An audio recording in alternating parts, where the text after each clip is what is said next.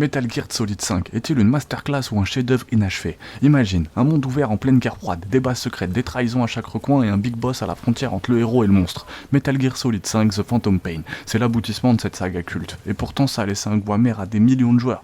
Pourquoi? Ce jeu propose pourtant un gameplay révolutionnaire, une infiltration ultra libre et un scénario plein de mystères. Pourtant il est vraiment critiqué. Plongez avec moi dans les tranchées de ce monstre vidéoludique. Le gameplay a enterré toute la concurrence à l'époque. MGS 1V5 The Phantom Pain, c'est la plus grande liberté d'action, jamais vue dans un jeu d'infiltration.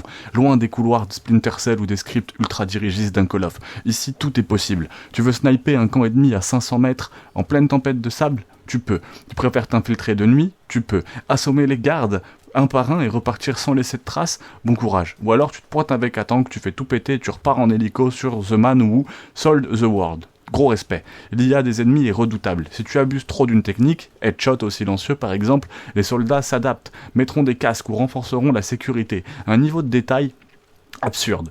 Ajoute à ça 10 dogs, 10 horses, couettes, des compagnons qui rendent chaque mission différente, et un mode construction de base digne d'un RTS. Bref, c'est un bac à sable de guerre qui aurait pu vraiment être parfait. Alors pourquoi une telle déception? Et c'est là qu'on arrive au drame. Konami, ce sonne comme une trahison pour les fans.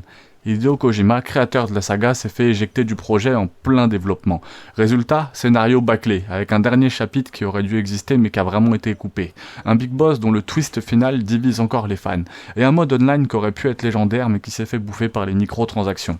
On a donc le meilleur du Metal Gear jamais créé sur le plan du gameplay, mais un scénario amputé, qui laisse un goût inachevé. Mais qui fait mieux? Si on parle de jeu d'infiltration, qu'est-ce qu'a rivalisé un peu avec MGS? Hitman 3, même liberté, mais plus focalisé sur les assassinats. Splinter Cell, Chaos Theory, plus rigide mais un pur chef-d'œuvre tactique. Ghost Recon, Wildland, du shoot en open world mais sans la profondeur du jeu. Et Death Stranding, c'est Kojima. Donc forcément c'est une expérience unique, mais MGSV est quand même beaucoup plus dynamique.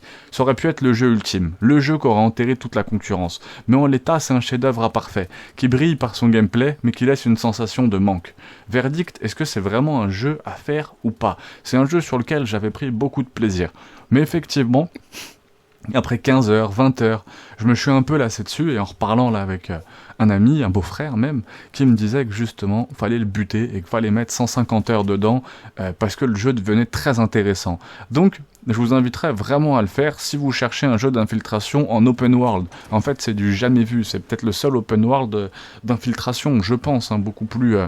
voilà.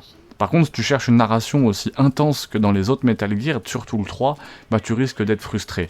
Donc Metal Gear 5 The Phantom Pain, c'est un jeu génial, ambitieux, mais c'est un peu tragique, comme Big Boss lui-même.